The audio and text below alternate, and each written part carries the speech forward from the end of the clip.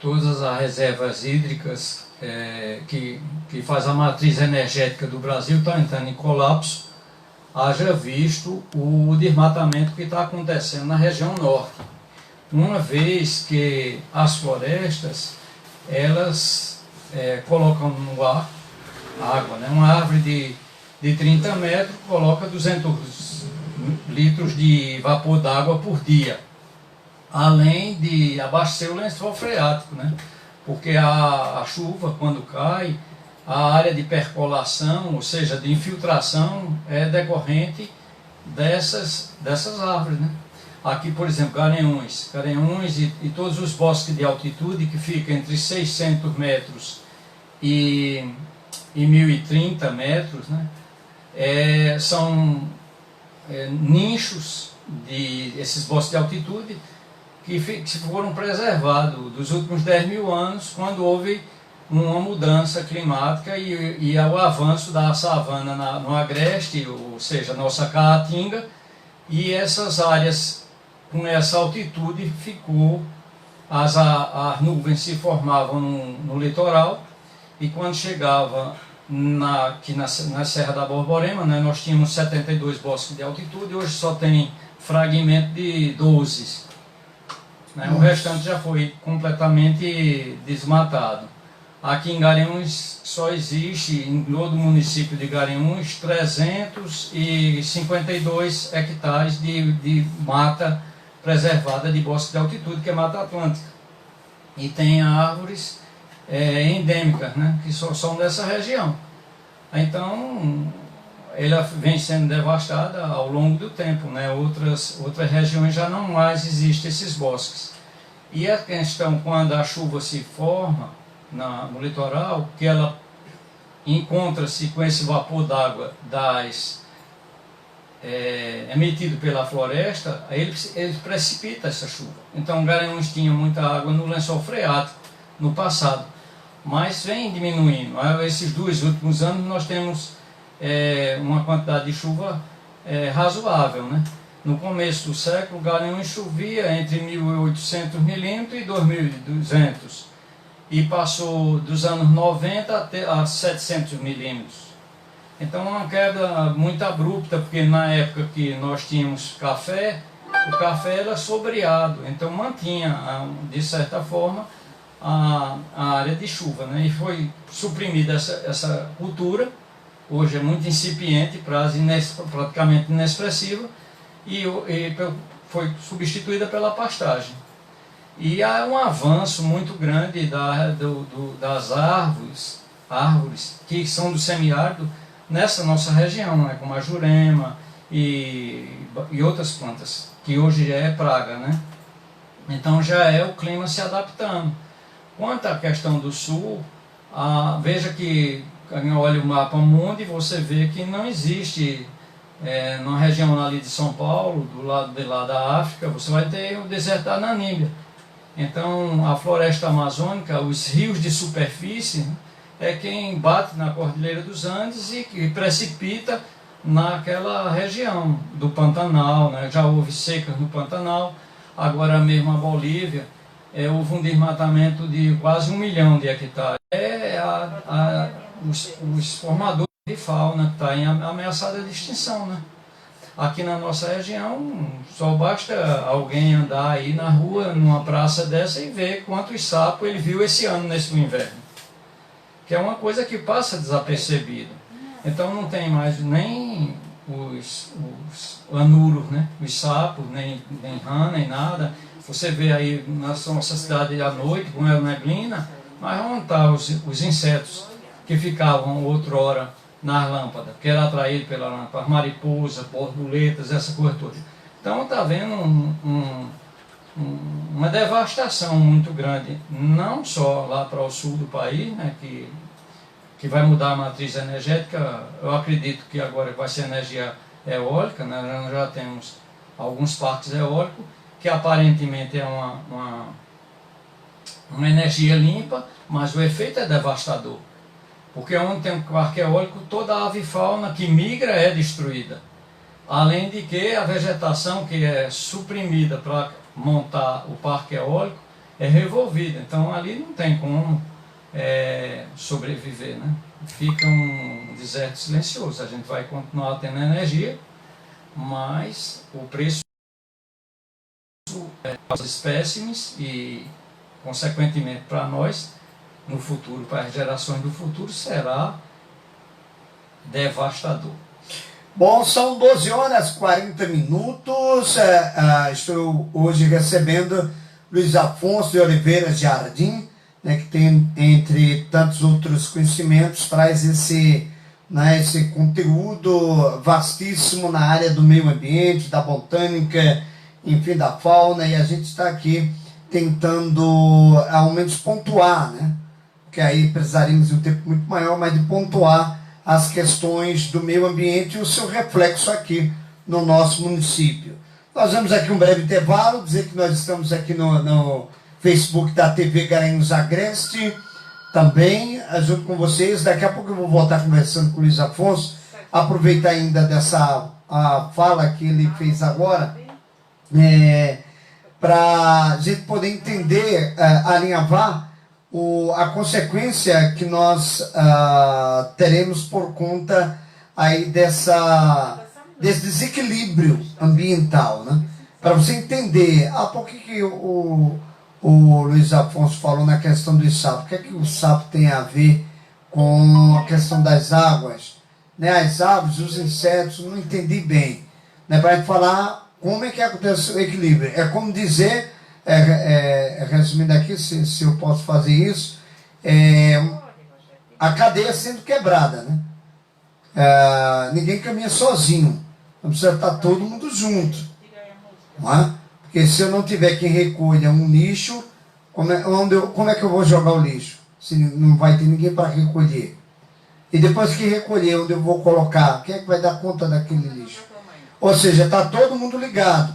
Então, insetos, animais, né, a natureza, todos nós somos ligados. Então, eu vou trazer esse impacto para a gente esmiuçar popularmente como é que está acontecendo, o que pode acontecer mais para frente aqui na cidade de Garanhuns. Quando o Luiz falou ali que nós temos aqui mais de 60 bosques, não é isso? 72 bosques, e hoje nós estamos resumidos a 12.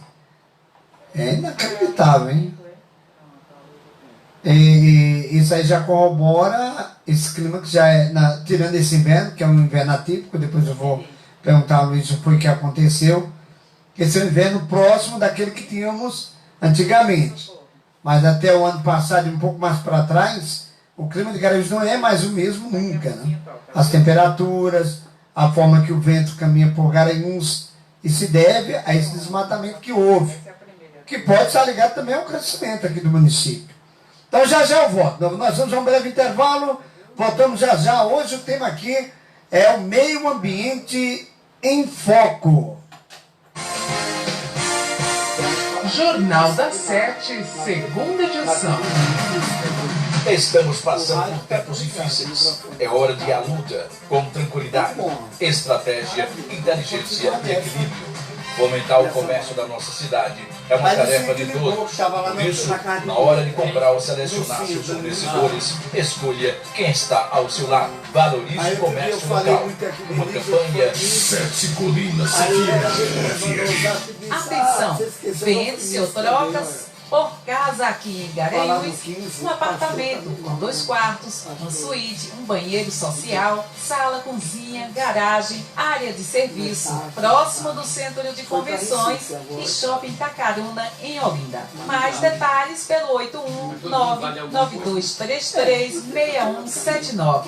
Felicidade tem nome. Em cada recanto do Colégio Presbiteriano 15 de Novembro, nos sentimos felizes pelos cuidados, pelos abraços, pelo ensino e por termos a oportunidade de conhecer mais a Deus.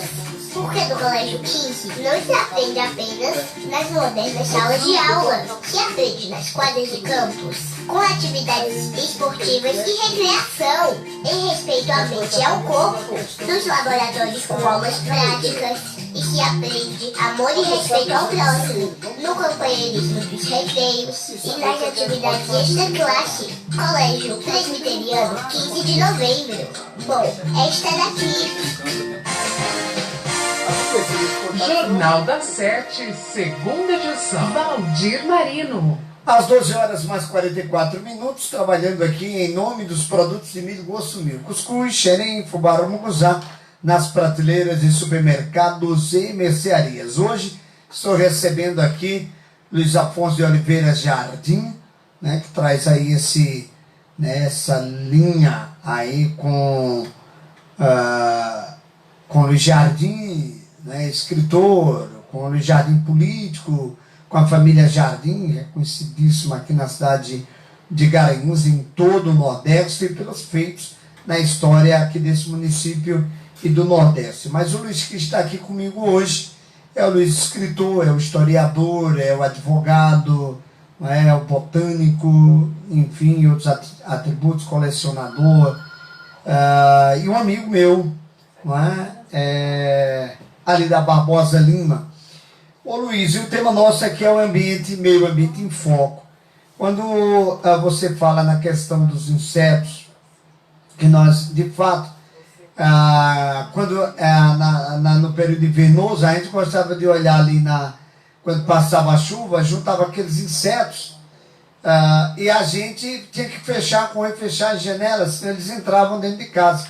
E um monte de insetos caíam, morriam por causa da quentura da luz, ficavam ali nas calçadas. E você levantou aí realmente essa observação. A gente não está vendo isso esse ano, ou seja, essa nova geração não vai conhecer isso.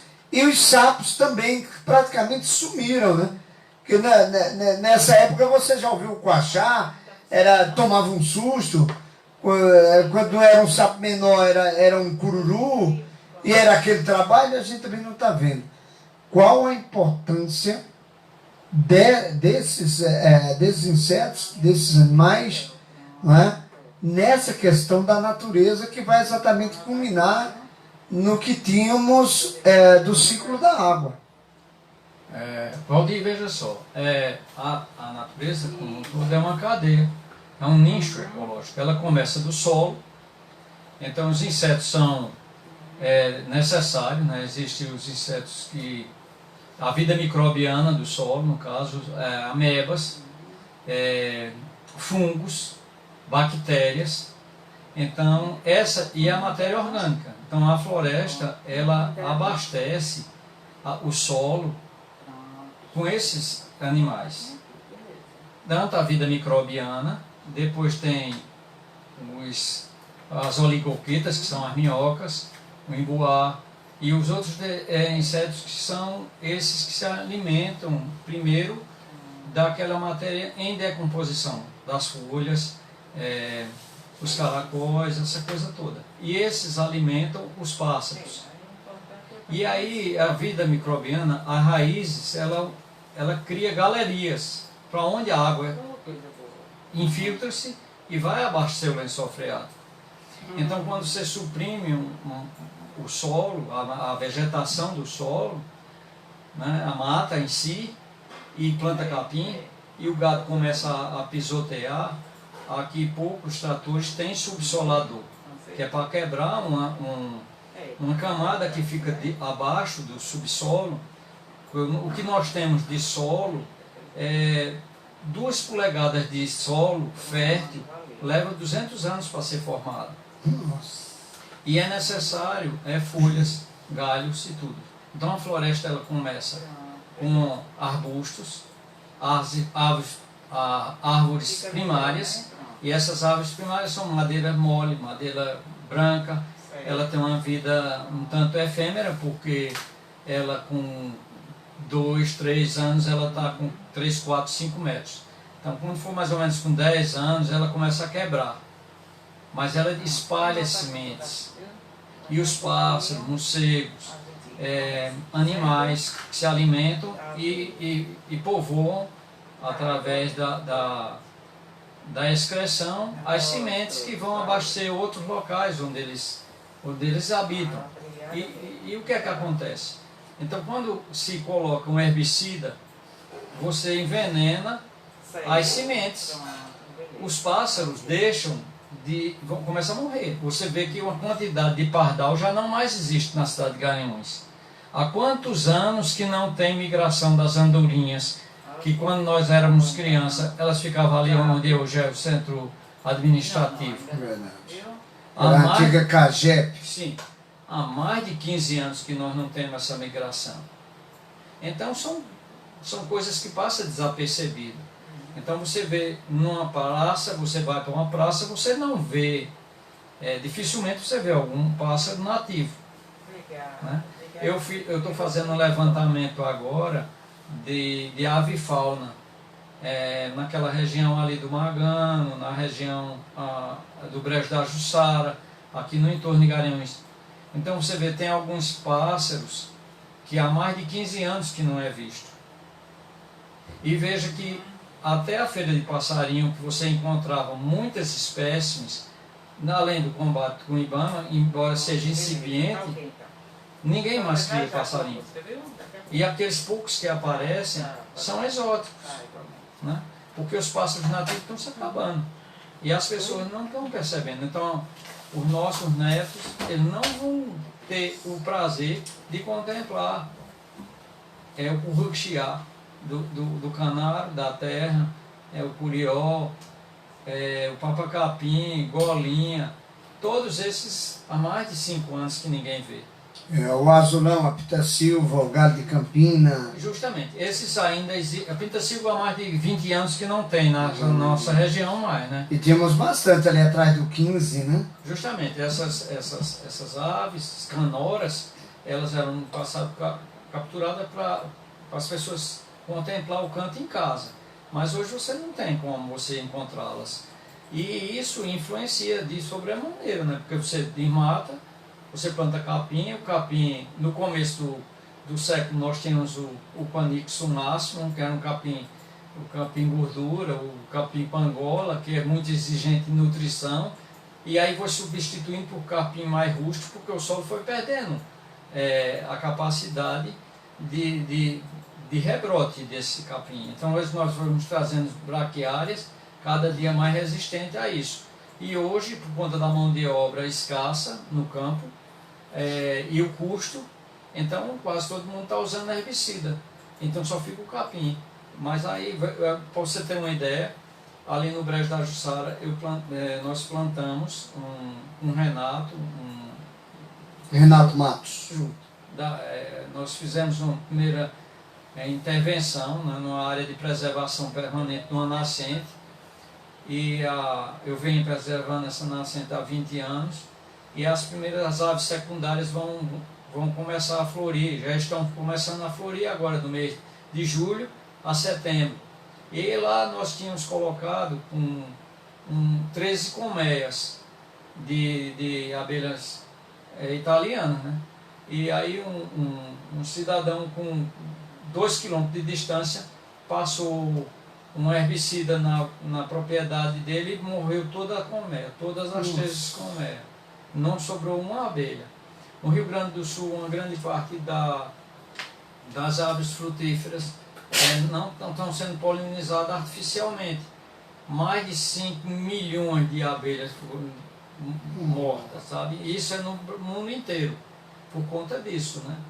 E quem é que vai polinizar as nossas frutas, verduras, cereais, se você não tem mais? Você entra numa padaria, quando a gente era menina, a gente estava numa padaria e os pão doce era cheio de abelha. Hoje em dia você não encontra abelha em quase nada. E isso eu estou falando da abelha italiana, porque ela foi introduzida no começo do século passado. Ela não é nativa do Brasil. Depois africanizaram, para aumentar a quantidade de mel. Mas as abelhas nativas, nossa, essas das 13 espécies, essas que estão relativamente quase que extintas. Aqui o Ananias Rodrigues dá o seu boa tarde. Boa tarde para você, Ananias Rodrigues. Trabalhamos em nome dos produtos de milho Gosto Milho, cuscuz, xerém, fubá, muguzá, nas prateleiras dos supermercados e mercearias. Meio Ambiente em Foco, aqui na sua 7 Colinas FM, todo último toda última quinta-feira do mês, nós estaremos aqui trazendo essa temática do meio ambiente, para conversar aqui com o Luiz Afonso de Oliveira Jardim, inclusive também aqui no nosso Facebook da TV Garanhuns Agreste. Você tem falado agora há pouco na questão das eólicas, que é o grande boom agora, né? Todo lugar se fala das eólicas, nessa questão da energia. Fala em energia, a bandeira vermelha vai sofrer mais um aumento, hein? Essa foi a feliz notícia de hoje pela manhã, nos grandes jornais da TV, vai sofrer mais um aumento. Mas sempre se fala em energia, se fala nas eólicas. E pouca gente conhece o impacto, conforme você falou agora há pouco, dessas eólicas. Numa região como a nossa. Ela faz, eu não sei qual é quantos quilômetros de uma para outra, né? Porque se perde na nossa vista. E bom que se diga que não sei se é chamado fila indiana, é uma muralha, né? Vamos dizer, faz uma muralha de eólica, e os pássaros que por ali migravam, né, que precisavam passar ali, porque era o natural deles, né? Dependendo da estação, estar ali se locomovendo, somem. Né? É bom que se diga isso. Não tem mais como passar por ali, porque é um obstáculo. O vento é um obstáculo. Ele não tem força de passar ali. Isso com relação aos pássaros. Os animais em solo, pouca gente conhece isso, mas tem um impacto muito grande no estresse dos animais. Não é? Eu estou colocando aqui, depois você pode me corrigir e acrescentar outras questões. Há alguns produtores, pequenos produtores, não é, de sítios ou pequenas fazendas, que reclamam que o gado mudou, que o gado já não está dando mais aquele leite, o gado está um tanto quanto estressado. Esse é um ponto. E o outro ponto que, pasmem, os próprios moradores que estão nas proximidades dessas eólicas estão se queixando também, que não dormem direito, parece que alguma coisa mudou, não sentem-se bem, parece que eles estão vendo uma sombra, ou um deslocamento de ar, alguma coisa desse tipo.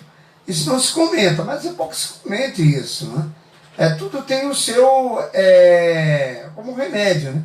Tem o seu efeito e tem as contraindicações. E essa contraindicação que eu citei aqui, se realmente acontece, vamos ver aqui do Luiz Afonso, é algo para se resolver, porque o que seremos daqui para frente com todo esse impacto?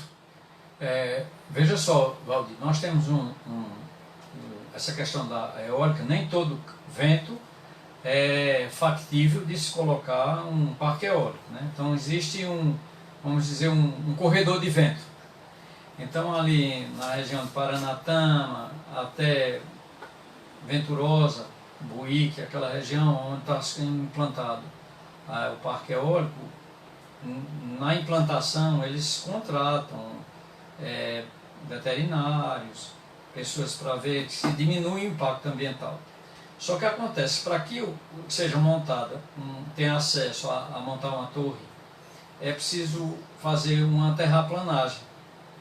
E posteriormente eu vou disponibilizar para você colocar na TV Agreste algumas fotografias de quanto foi deslocado de pedra para fazer essa terraplanagem, para poder entrar com as carretas e dar acesso à torre. Então a terraplanagem ela é quase 80 centímetros do solo nativo. Então fica isolado, cada torre daquela, ela 50 metros no entorno dela, ela tem um corredor, onde vai passar os cabos. E essa terra toda revolvida cria ilhas de vegetação nativa, que já é na região de Caatinga. Então a Caatinga tem uma possibilidade de rebrote muito pequena, por conta da pouca incidência de chuva, e mais por conta que não tem os agentes que vão dissipar as sementes. Então o que é que acontece? a torre eólica, ela cria um vórtice, ela cria um vácuo durante a rotação dela, que qualquer pássaro que passe próximo a ela, ele tem um pulmão comprimido e morre. E as pessoas, o problema do som, durante o dia você não percebe, mas durante a noite, o som faz com que as pessoas, inclusive seres humanos, começam a se sentir doente, né? Com labirinto, não dorme direito, estressado, essa coisa todinha, porque a quantidade de hertz é muito próximo. Para você ter uma ideia, no Reino Unido, uma torre eólica só pode ter uma edificação com habitação humana com 4 quilômetros. Aqui, nossa legislação permite com 500 metros. Nossa. Então você vê, na Nova Zelândia, né, eles têm parque eólico, são 5 quilômetros, na Alemanha 4, 5 quilômetros, sem ter habitação humana. Pode puxar para mais próximo aí. Sem habitação humana, né? E isso existe diversos estudos, se vocês quiserem, eu posso disponibilizar, por favor. que mostra esse impacto que acontece, né? E todo mundo pensa só na questão imediata, né? Porque vai ganhar uma renda de uma propriedade que o solo ela é imprópria para uma cultura de sobreexistência, vai ter uma renda aí por 70 anos, mas ele não sabe se os descendentes dele qual o dano. É muito efêmero. Essa questão ainda não tem, ainda está se pacificando, né? Quando for daqui a uns 50 anos, aí quem tiver por aqui vai saber o efeito devastador que foi. Mas isso é o preço da modernidade, né? E a maioria da nossa população, em termos do comodismo e das coisas mais fáceis, muda os hábitos alimentares, muda a estrutura de vida e paga um preço muito mais alto. Muito bem, estou conversando hoje com Luiz Afonso de Oliveira Jardim. Hoje o tema é Meio Ambiente em Foco. Poderíamos conversar de outros assuntos aqui pela formação de Luiz Afonso, mas hoje, sempre na última semana do mês, o tema será o Meio Ambiente em Foco, tá certo? Garanhuns sempre conhecido aí como Terra das Águas, não é à toa que nós temos aí duas fontes, se eu não me engano, né? A de Yumas e temos a do Mundaú, não é? E um lençol freático que sempre foi invejável. Só que a cidade cresceu, né? O desmatamento. Temos aí a maioria das águas contaminadas. Pouquíssima água hoje, talvez escape, como é o caso ali da Fazenda dos Lunas. Acho que é um pedaço ali que ainda escapa água, a Serra Branca, enfim. Mas com o que a gente vem assistindo agora nos telejornais, dessa escassez de água, que há 90 anos não se via, aqui no Brasil, aí começa a se perguntar, e Garanhuns poderá faltar água? Quando eu digo faltar água, a gente tem muito pouca água, talvez já mineral, né? Para o consumo, salvo a que vai para o tratamento, pela Compesa, que a grande maioria está contaminada. Mas poderá vir também sofrer essa escassez, porque hoje Garanhuns ainda é um oásis, né? Sabe que o inverno aqui foi bom, mas sair afastar um pouquinho de Garanhuns é totalmente diferente da realidade. O problema maior que eu vejo é que não há uma reposição ao lençol freático. A partir de 1960, Garanhuns, no passado, ele tinha alguns bairros que eram abastecidos por água mineral. E a fonte seria o Pau Pombo. Mas tinha... Era Pau Amarelo lá, né? Tinha Pau Amarelo, tinha o Pau Amarelo, do Pau Pombo e a Vila Regina. Então, o Pau Pombo em si, ele abastecia o centro da cidade, né? Em 1936, a gente tinha uma empresa de beneficiar a água, ele pegava água mineral. Na época de Vanderlinde. De Vanderlinde.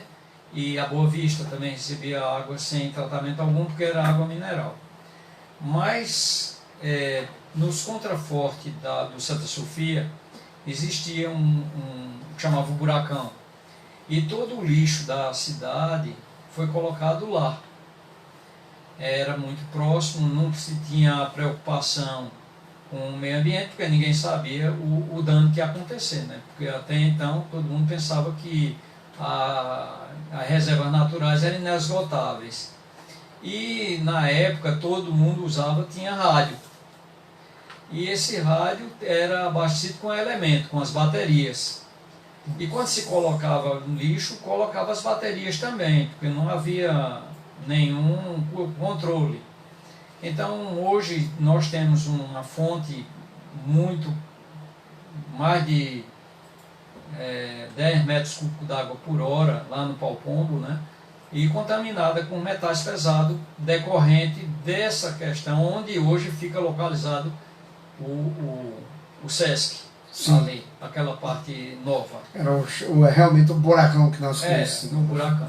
Então foi aterrado com lixo e abaixo dali, no Pau Pombo, é onde tem essa fonte. Mas ela hoje está contaminada. E uma coisa que não se preservou, isso nos anos 70, foi permitido pelos governos da época as pessoas deixarem de ter fossa séptica e ligar os dejetos à rede de pluvial. Então a rede pluvial era para preservar o nosso lençol freático. Não era para colocar esgoto, principalmente esgoto sanitário. E isso contaminou onde desce ali Antônio Justino. Ali aquela água ali tem mais de 1 milhão de bactérias em pouco menos de 5 ml. Sabe? Porque todos os dejetos são lançados na rede de águas pluviais. É verdade, exatamente onde eu falei, naquela terra dos Luna. Né? Justamente. Né? Aí ela divide ali. Aí, o problema maior dos Lunas, na época ele tentou preservar aquela nascente, mas quando no governo do Dr. Bartolomeu se fez as lagoas de estabilização e se ajuizou uma ação para que não fosse nem sequer deixar plantar os eucaliptos nos contrafortes da nascente. E aí foi um tiro no pé, porque em vez daquela esgotamento sanitário da Coab 2 ir para uma lagoa de estabilização, ela ficou correndo a céu aberto e contaminou o lençol freático. E hoje tem uma vossoroca aonde aquela nascente era preservada, porque tinha muitos dendezeiros que foram plantados na época do século XVIII, 1600 e pouco, na questão dos quilombos, né? Então hoje já não tem mais, porque a vossoroca fez com que eles tombassem. Eu não sei, faz uns 2 anos que eu não vou lá mais. Mas ainda tem uma nascente, mas ela está muito comprometida, porque o esgotamento sanitário da Coab 2 todinho corre para ali. Então, uma grande parte das nossas nascentes, como a Vila Regina, o esgotamento sanitário do Magano corre para dentro da Regina. Então, nós temos 2 rios federais, o Rio Mundaú e o Rio Canhoto, que passa no município de Garanhuns. Só que o Rio Mundaú nasce aqui na Vila Regina, sabe? E ele vai desaguar na Lagoa do Mundaú. Então, lá em Maceió. Em Maceió. Então, quando se fez a barragem do Cajueiro, a junzante da barragem morreu. O rio só é vivo de Correntes para lá. E assim mesmo aconteceu em Correntes o que aconteceu aqui. Dentro de Correntes, quase todo mundo lançava os dejetos dentro do rio. E Correntes até 1960 tinha uma hidrelétrica. Nossa. Tinha uma hidrelétrica lá em Pão Amarelo. Nossa. Então, e a vegetação tem sido devastada, né, nas margens do rio. Então nós não temos mais margem ciliar. E os nossos rios estão ficando cada dia mais rasos, né? O São Francisco comprometido, o lençol freático comprometido por conta disso. Nós não temos uma mata ciliar que seguraria os efluentes desses riachos. Então você vê, daqui da nascente do Mundaú até o Riacho Seco, na divisa de Garanhuns com Brejão, mais de 35 nascentes secaram, né? E a maioria das pessoas passa desapercebido.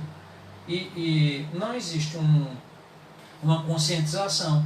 Pelo menos o último reflorestamento que nós tivemos aqui em Garanhuns foi feito em 1960. E aí, hoje, eu acredito que a única forma que teria que fazer era uma estação de tratamento de água, dessas águas que são de águas pluviais poluídas, e fazer como na Europa, né? Tratar essa água, o custo seria alto, e a pessoa utilizar mesmo, beber o xixi de ontem, como acontece na Europa, né? Fazer um ciclo, né? Um ciclo de tratamento, vai usar o que? Ozônio reverso, tanino, ou qualquer coisa desse tipo aí, né? Alta sustentabilidade. Ia produzir os dejetos, no caso do sólido, produziria gás, né? Que é o gás metano que contamina, aumenta o efeito estufa. Olha, mandar um abraço para Lourdes Magalhães, professora, com certeza nos ouvindo. Amanhã é o dia da gente comemorar aí o folclore com as professoras Francisquinha, Cineide, também Conceição e o amigo Cacau. Bom, agradecer aqui a Luiz Afonso de Oliveira Jardim, o tempo como fica curto, né?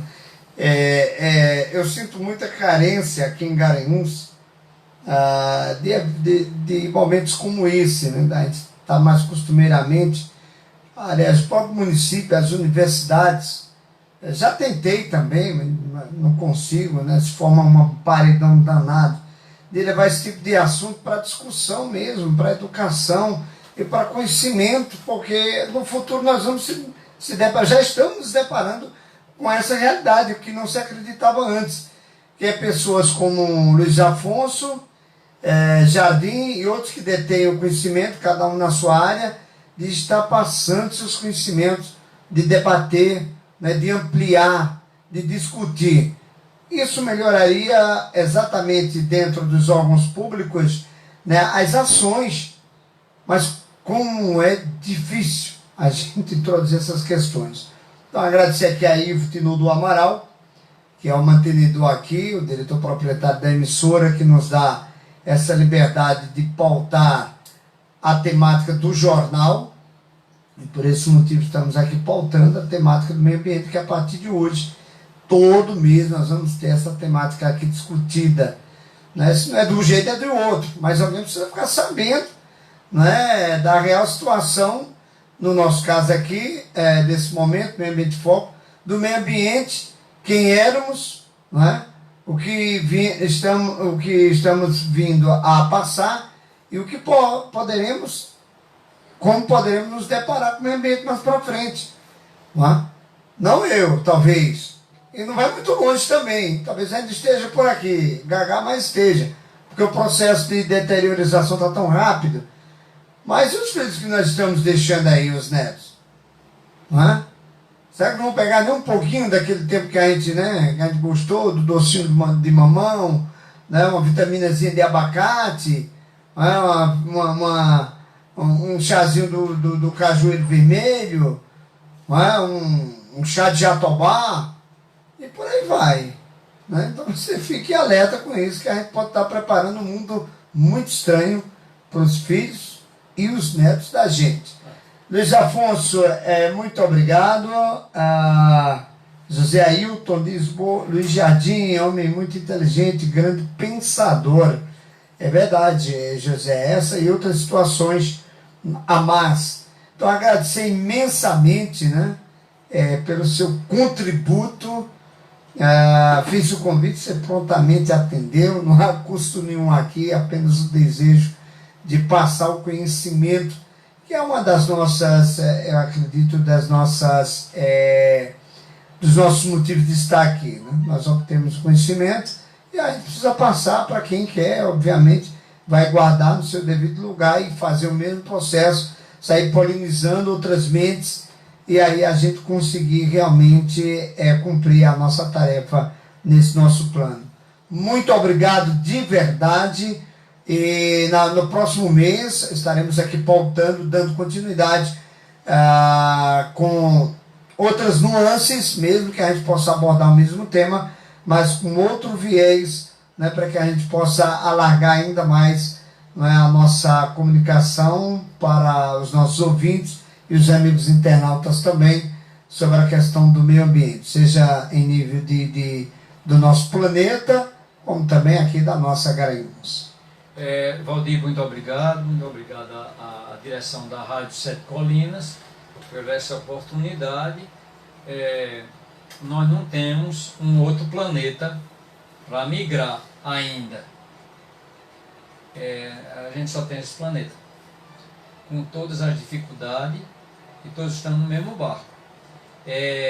Tem uma reflexão que eu vou deixar para que as pessoas pensem e olhem no YouTube, que hoje a informação é muito fácil, acessível a todo mundo. Veja só o que aconteceu de incêndio na Europa e no Alasca. E, por incrível que pareça, na Sibéria. Incontrolável o incêndio na Sibéria. Por conta do desmatamento, a quantidade de gás metano é quase que impossível apagar.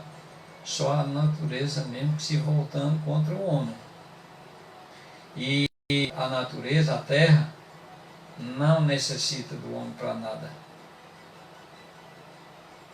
É essa reflexão que eu deixo. O grande arquiteto do universo, eu não sei como é que as pessoas que acreditam em Deus e vê a manifestação da obra dele na abundância da fruto, das águas, da chuva, do sol, de toda a magnificência da natureza, e trata a terra de uma forma tão vil. Muito obrigado. Muito bem, um forte abraço a todos e todas. A Vânia Costa está chegando aqui, juntamente com a Socorro Sobral, que já esteve comigo. Muito obrigado. A Cristina Moraes. E vocês ficam aí na companhia dessas mulheres, trazendo informações, música e entretenimento. Boa tarde e até amanhã. Eu vou desligar aqui, ainda está no ar aqui, só um minuto.